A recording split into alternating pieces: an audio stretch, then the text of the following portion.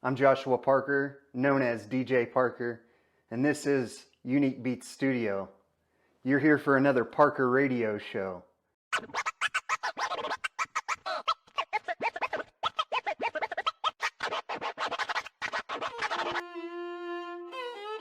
Hey everybody, let's go. I'm hoping that you're ready for another episode. You know we play that music in the UB studio. And now it's time to welcome everybody to the Parker Radio Show. Everybody, let's go. I'm hoping that you're ready for another episode. You know we play that music in the UB studio. And now it's time to welcome everybody to the Parker Radio Show. How we doing out there, everybody? We're here for another Parker radio show, here live at Unique Beatz Studio.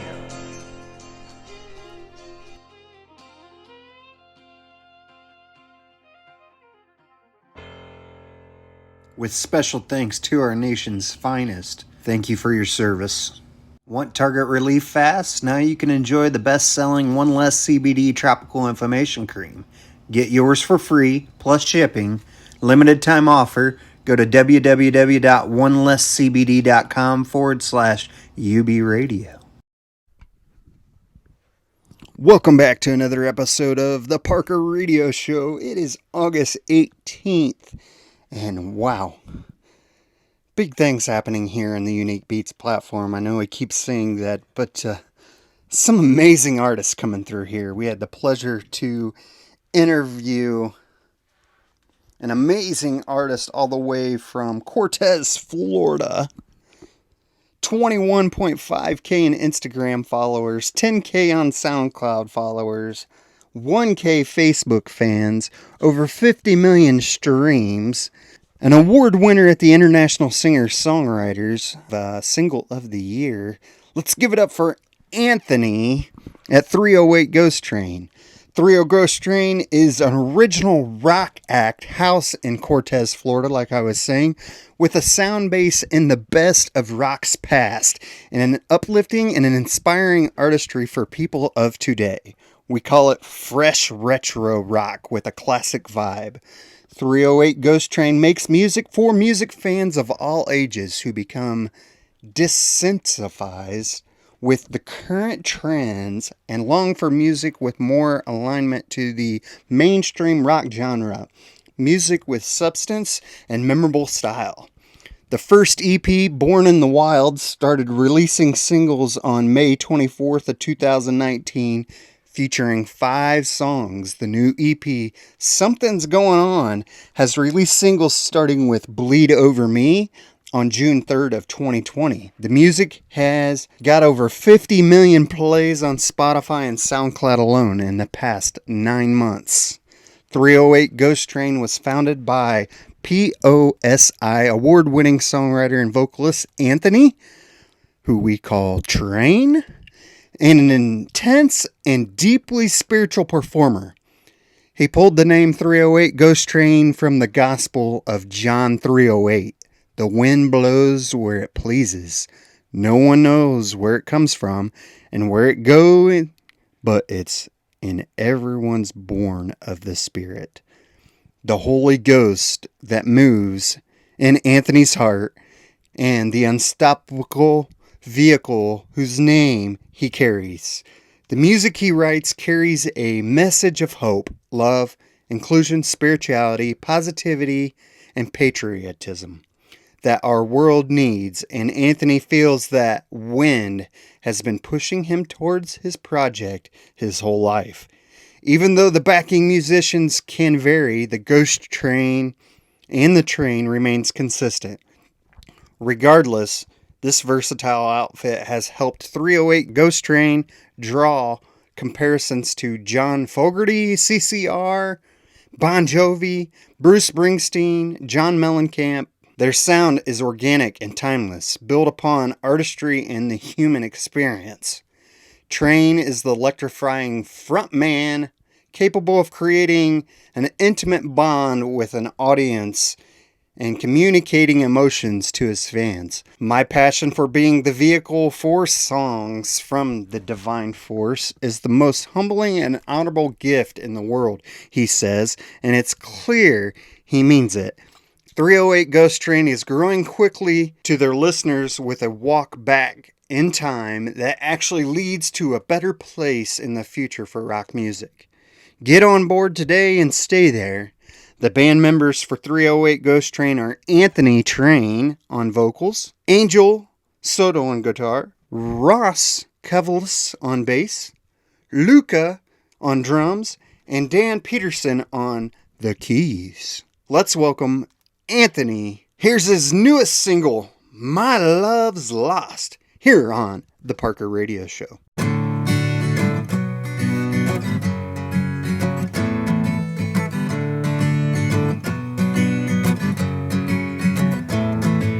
Peace of mind is something that I thought I'd never find. A tortured soul is all I know till I find you.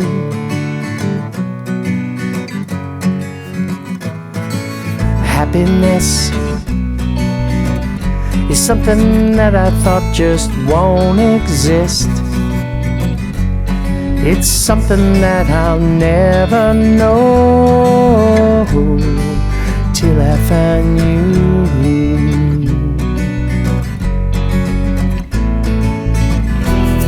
My love's lost. Where is my love?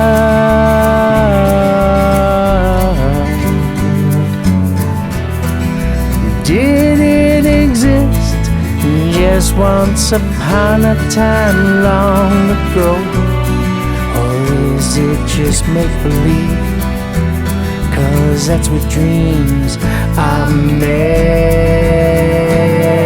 of.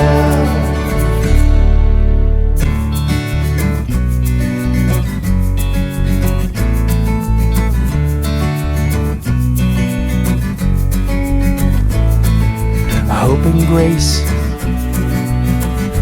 carry me through on my walk of faith. All I do is pray, but don't let go till I find you.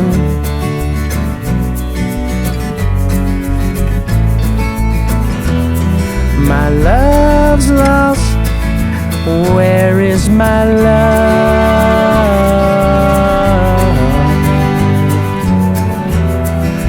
Did it exist just once upon a time long ago? Or is it just make-believe? 'Cause that's what dreams are made of.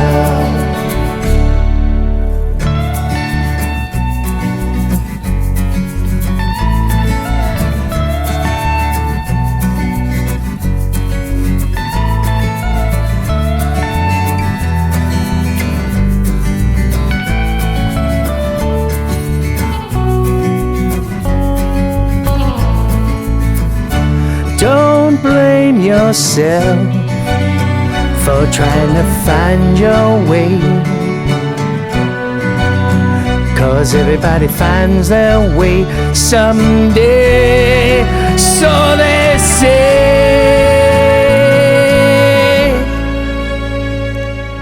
Peace of mind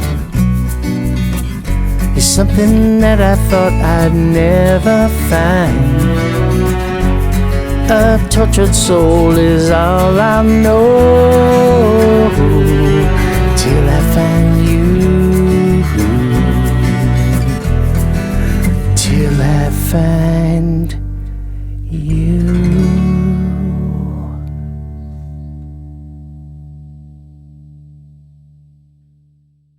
Start off by telling us a little bit about yourself and how you came to love music. My name's Anthony Caruso. I'm the lead singer of the U.S. rock band 308 Ghost Train. Soon to be embarking on a solo career. I'm on Resting Dove Records, and we are distributed by Warner Music Group. My journey has been pretty cool. I've been in the music business. I've worn many hats in the music business, from manager to producer to writer to promoter to you name it. I think I've worked in every sector of the business, and that's how I learned it. Publishing, sync, film, and TV. I had a vast knowledge.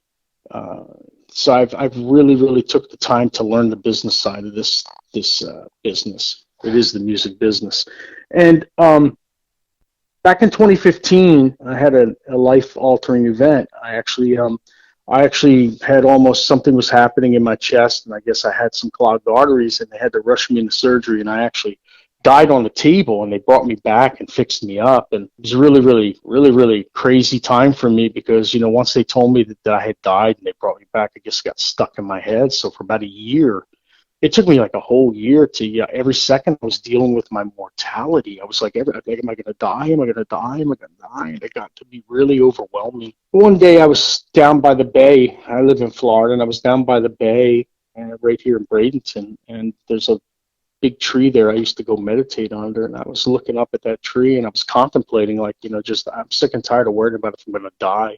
Like, man, let's just get over with this, man. I can't live like this anymore. It was really agonizing. And so I decided not to, and I went home, walked back up to my place, and I went to bed that night. And the next morning I woke up with a song in my head called Warn. And Warn is the first video and the first song ever written for the 308 Ghost Train. You can find it on YouTube if you want to check it out. But about 5:30 in the morning, the chorus, parts of the chorus came into my head.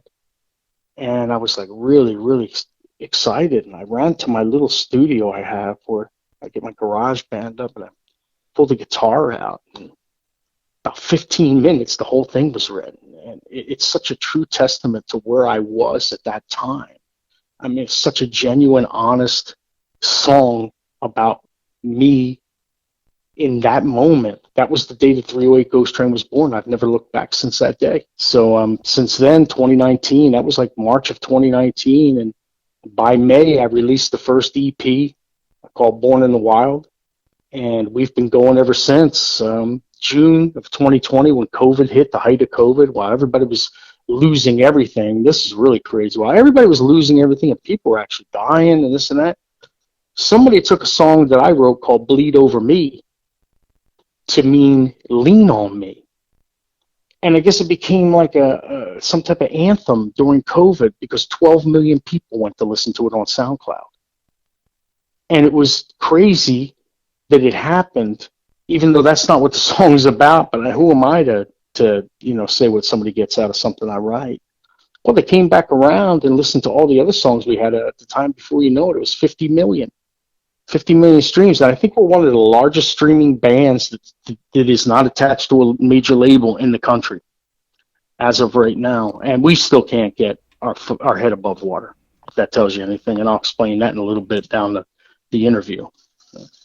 So that's kind of my journey right now, and how I got to where I'm at. And I really tell you, I'm really excited. My life has changed even more since I won the Single of the Year for ISA. And boy, that's a great organization. It's got to be the greatest singer-songwriter, artist organization I've ever been part of. And I've been part of a lot of them. And that one is by far the best. And Tammany, wow, what an angel. What an angel for the independent artist. I can't say it enough. She's platinum, man. I mean, she just is. And what she does for that organization is just unbelievable. So that's changed my life. I just won. You were there with me. As a matter of fact, that's where we met, was at the award ceremony. You grabbed an award, and I grabbed an award. And I'll tell you, both of our lives from pre-talk before this interview have started to blossom even more, because, gosh, I'm booked for rights for like almost a month already. Oh, yeah. And, just the people that are pouring out and coming in, and the new friends I've made. Good Lord, the new friends I've made, such talented group of people, friends, that are just like, wow, you share common ground. It's just so much easier to walk through the world with people that share common ground with you. You know what? That's just so amazing, to know, that you were in your low, you got it right in your head, you moved forward, you progressed. You're doing great things now. Like I say, you won Single of the Year for My Love's Lost. I mean, great things happening your way, you know, and It's kind of like this, and I don't want to, I hate to say it like this, but it's so true. It's like from a pile of cow manure, there's a beautiful flower blooming up out of it because everything was like turning to crap before that. But there, you got to remember that you got to rise up above that because there's something better on top of that world. There's just no matter what you're stepping in, you can always come out of it smelling like a rose. It's just all about your determination and will. You can't give up.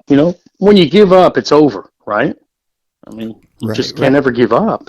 I mean, you can never say never, and you can't say can't, and you can't say words like that. You have to program your mind just like you train your body. You have to callous your mind up just like you train your body to be, in shape. Well, your mind needs to be trained to be in shape to be successful. I believe that. 100%. Yeah. So what were some of those first memories as a singer, and was there any particular artist that you idolized at a young age? Yeah, I mean, there were several. I'm highly influenced by a few people. Of course, my first teachers were Lennon and McCartney. I mean, I didn't only listen to the songs. I actually analyzed the song. I tried to break them down and find out why that was working. Music theory. I was so interested in music theory, and I'm really not trained. I'm not trained at all. I'm a self-taught musician. I mean, I sat up at night as a 15-year-old kid playing an acoustic guitar that was a nothing guitar until my fingers bled, kind of thing, to learn how to, because I wanted it so bad. The songs were inside of me and I wanted to get them out. And so Lennon and McCartney taught me, but I loved a lot of the, like John Fogerty, CCR. I love that kind of stuff. Love that music. I love the music of the 70s and 80s. And, just all the one-hit wonders. I mean, I'd have to say that Fogerty and Lennon and McCartney probably are three of my, people I could really say, wow, man, I wish I could meet them. I don't really care too much about, I can't meet Lennon, of course. You can't do that. But, and if I could, I wouldn't want to share that. I can tell you that. So, yeah, wouldn't want to even know how that works right now. But, yeah, I guess I was influenced greatly by, a lot of the artists from the 60s and 70s. I mean, there's just so many of them, Josh. There's so many of them. I really can't, I hate to single them out because I think my artistry is a hodgepodge of hundreds of different sounds and styles.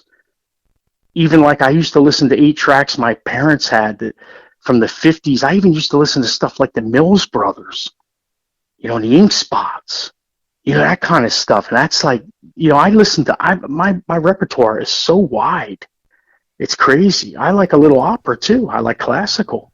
That goes into our next question. From that age into now, how has your influencers in music changed? And who are your major influences currently? I don't know that my influencers have changed.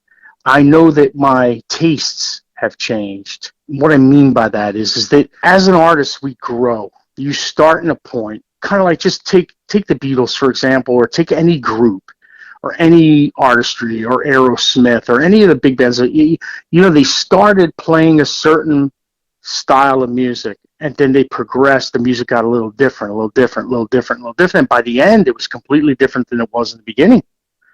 If you just take the Beatles, they're very eclectic, and I like to be eclectic in my writing, which means I don't like to write stuff that sounds the same after the last song. As a matter of fact, I pretty much strive to make it different than what I just did. I don't know if that's because that's the way the ghost drives me, or way I'm pushed, or my music is just a feel thing. It's what is bringing out at the moment inside of me that touches my heart, mind, body, and soul all at once and creates that magical connection. So I don't know that I have any different influencers. I think I add to them. Every time I hear a really good hit song, I don't know if I necessarily, get influenced by the artist as much as I do anymore by the songwriter. I think Rodney Akins is a great songwriter. I think he's a really great songwriter. He's not really that big of a country star. He's Thomas Rhett's dad, but he's not really that big. But I love the kind of songs he writes. He's just so good, you know. And I heard a song the other day, and I know it was like 10 years old. It's called "Honeybee" by Blake Shelton. You ever heard it? I I'll have. be, I'll be your honeybee. And I said, who wrote that song? And I went and looked. I said, wow, man, that's a great song. I think I'm getting more into the songs now. Yeah, I'm really striving to write that one monster song. So I know That you that say you got some things in the works with other uh, artists. tell you what, woo, I'll tell you, it's going to be it could be one heck of a year at the next ISO Award show Let's go. because I think I'm writing right now before it's over with just about every unbelievably talented writer that I've met and I know they're all coming back next year, so who knows, I might have a few songs that are not even done by me. They're co-written by others, and I'm hoping that they make the cut. And yeah, I'm writing with some really great talent. I mean, ISA is packed with talent, man.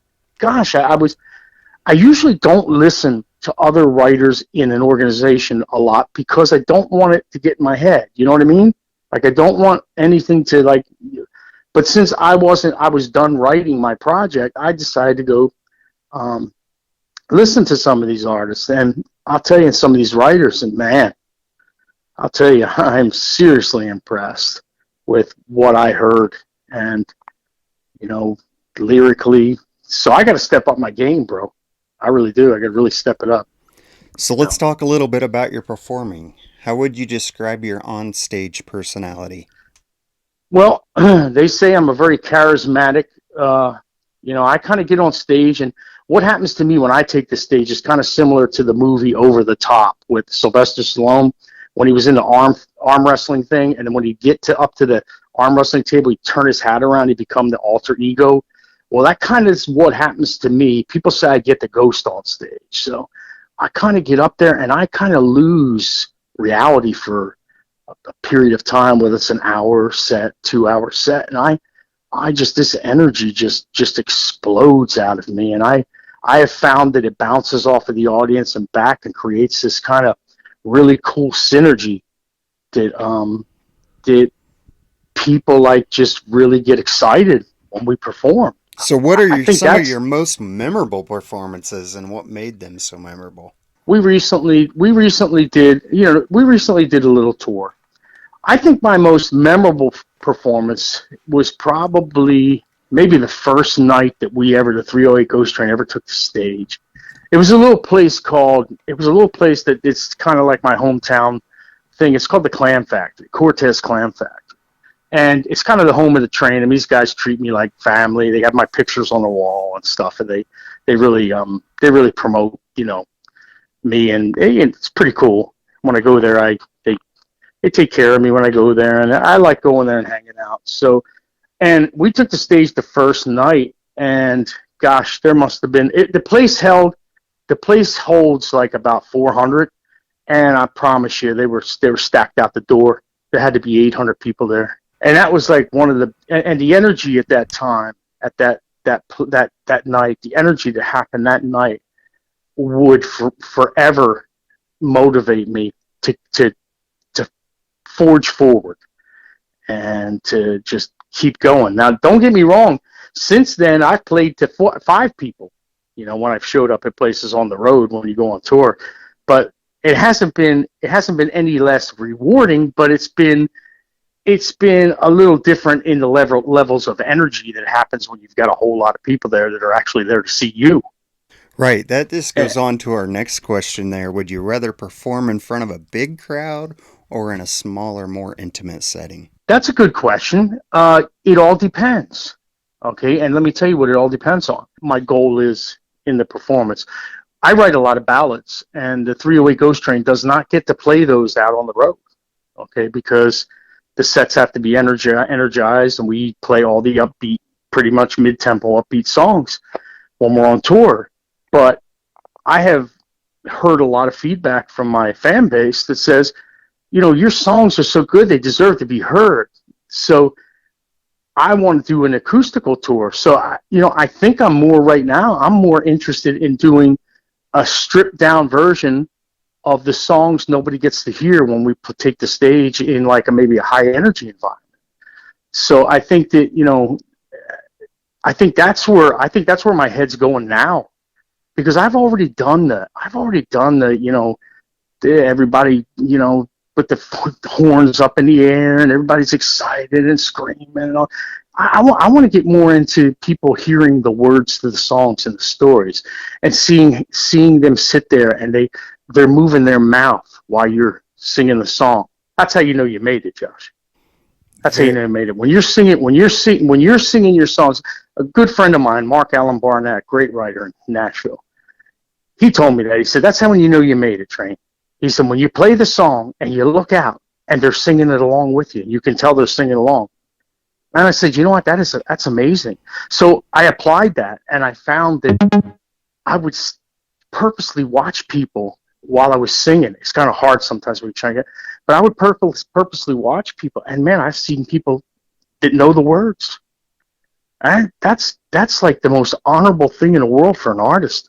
People that took the time to learn your song, they love it that much that they can sing it with you. that is just so awesome. If you could perform with anyone, where would you perform and who would you want to perform with the most? There's probably only two people I would be able to say that I would even be excited about sharing the stage with, and one's Paul McCartney, and the other one's John Fogerty. I mean, these are two guys that basically built the house I live in. They built the musical house I live in. I'd have to say those two. I mean, without question. Very, very good. Both two legends, and besides That's music, what are some of your favorite pastime activities, maybe some hobbies or interests that you enjoy doing? I'm a big time hunter and fisherman. I like to hunt, and I like to go. I'm a big time naturalist. I love to be in the outdoors. I hike. Uh, my fiance and I, we do a lot of hiking out in the state parks. We camp out. I do a lot of that stuff. But that's pretty much nature's my church, man. You know, nature's my church, and that's where I get my best inspirations, and that's where I do what we call self-examination. Every few months, I like to go out and do a self-examination. I think we all should. You look back and you just look back and reflect on the things you did, the things you didn't do, the things you could do better, and things you should never do again. Doesn't mean they were that bad. It's just things you just shouldn't do again. Mistakes made or teaching tools. So I think that it helps keep your soul in check. You train your brain, you train your body, and you repair your soul. You repair your soul by figuring out how to make yourself move a little bit easier in this world, path of least resistance. So ways of doing that is going out hunting. I know in Florida there's not any big deer or anything like that. I know you're Well, on. you'd be surprised. There's some pretty good sized deer. There's some pretty good sized deer in the Ocala National Forest, which is right about, I don't know, it's about 2 hours from here, and it's huge. And I'll tell you what, there's some good sized deer, and how they came to be is that about 30 years ago they brought a bunch of deer down from Wisconsin. And what they did was I guess they black tarred their antlers for a while so people wouldn't see them, and the population grew. Now they got some pretty good sized deer. They're like 160, 180 pounds, not as big as Indiana and Iowa and Kentucky and Kansas and stuff, but they're good enough. They're good enough for. Listen. I'm a survival. I'm a meat hunter. I'm not a trophy hunter. I love eating venison, so I think it's good for you because it's all natural. There's no processing involved in it. Yes, yes. So we're on, a great topic here, and I'm a big hunter myself. So how do you cook venison? So, I mean, Okay. venison doesn't have a lot of fat in it, so a lot of people cook Yeah. it wrong. So I'd like to Okay. So hear. you test it. You're going to test my knowledge. Well, I was taught by an old Indian Cajun guy a long time ago, and he gave me some really good tips. So what I do first is I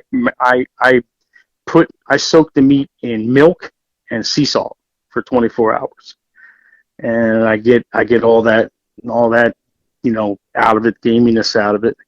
And then I usually like the backstrap because it's the fillet. The backstrap. You take the backstrap, and all I do is sometimes I either roll it in some cornmeal and flour, and 2-3 minutes on each side, so it's like really nice and medium rare on the inside. And generally, it's pretty moist, and a little salt and pepper. Not a lot to it. Not a lot to that. The other one thing I do is I'll take the fillet and I'll cut it and I'll wrap it in bacon and butterfly it and stuff it with hot peppers and cream cheese and put it on the grill. Man, And you're put it on the making me grill. hungry. You're making me Yeah, hungry. dude, that's the coup de grace. That's the one right there, man. It's I don't know what you call it. Really, it's interesting that for all these years I was doing it, my son does it, and man, I'll tell you what, he makes it really good. Him and his wife, they butterfly those things. They make it's almost like a venison popper. Like a venison popper. It tastes like it. And it's got a little bacon wrapped around it, nice and crispy, nice and cool and crispy. And good Lord, you kill yourself eating that, brother. Whew. I'm gonna have to try that. I've never soaked venison in milk. Yeah, you want to get to see if you get a lot of people around. Just see, this is how you introduce wild game to those who are leery of. I don't like the gamey. Okay, all right, you don't like the gamey. Let me tell you, I soak it in milk and I put in sea salt for 24 hours. When I cook it, you can't even tell it's wild.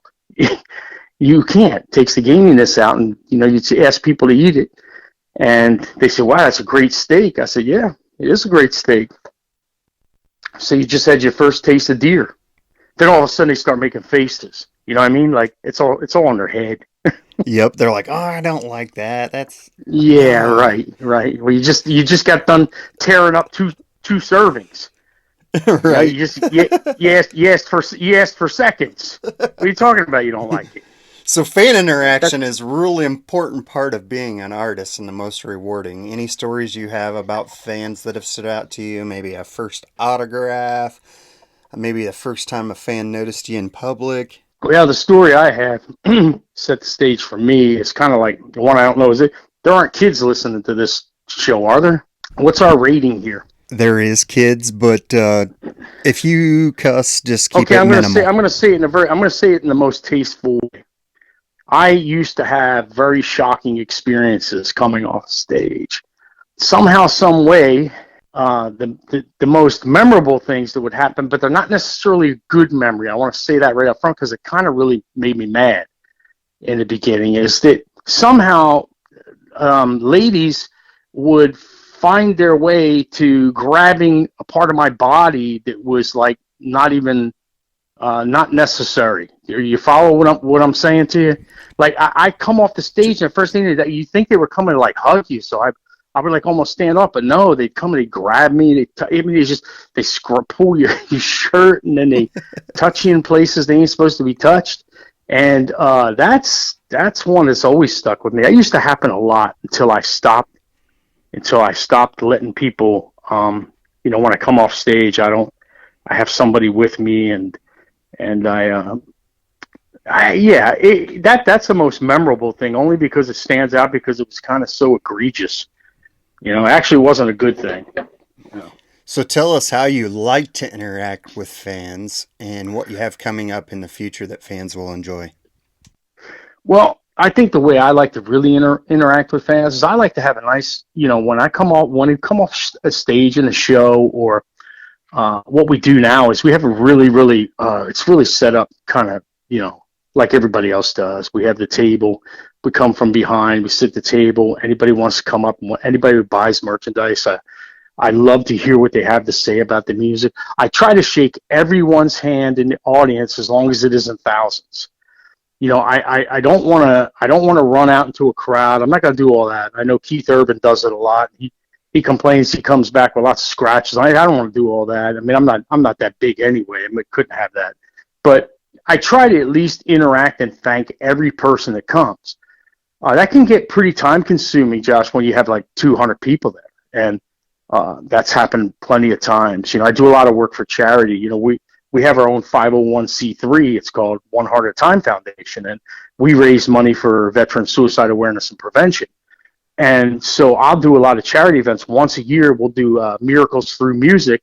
And, 200, 300 people show up, to kind of, get together. It's kind of like a family reunion of sorts with all the local fans and family and friends. And, then new people, they'll bring new people. So you'll have a lot of new people there. So I like to get out and, at least listen to them and tell them thank you. I think that's so important. I think that's so important that you thank everyone who comes there to see you. Because let me tell you something, man, they got plenty of choices. They don't have to come see you. That's some of these artists don't understand. They think like, they come to see me. Because no, dude, listen, you get up off the horse, man. Get up off of it, man. Get down and shake their hands. Get in the trenches with them. That's what I like, to be in the trenches with my fans. That's so awesome, and I want to thank you so much, Anthony, for taking time out to do this interview with us here on the Unique Beatz radio platform. You're a great new addition to our lineup of artists, and we're honored to air your song, Dreams, along with My Love's Lost, here on the Parker Radio Show. You can find out more about Anthony at 308 Ghost Train, either on Facebook or Instagram. And again, thank you, Anthony, for taking this time out to do the interview with us. Well, I'll tell you, Josh, it's my pleasure, and I'm honored to be on your show. I'm so glad that I met you, and we started a friendship, and I'm looking forward to getting with you when you come down here to Florida, and we can maybe show some of your your fan base or listeners maybe a performance or something. We can do something a little bit different and give them a little more. Really looking forward to it. Let's get together and collaborate a little bit. Yes, sir. Thank you so much, and you have a wonderful day, man.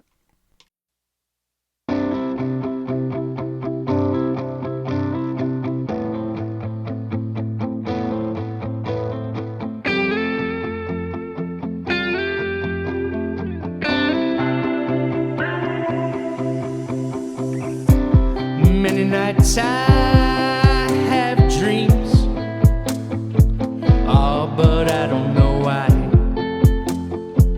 you keep coming to me.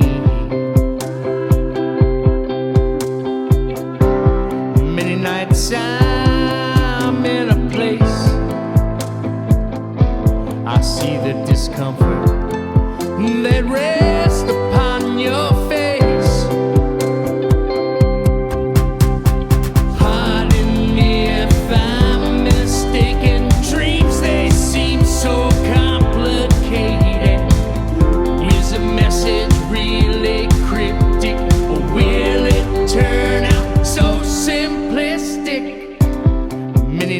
I watch time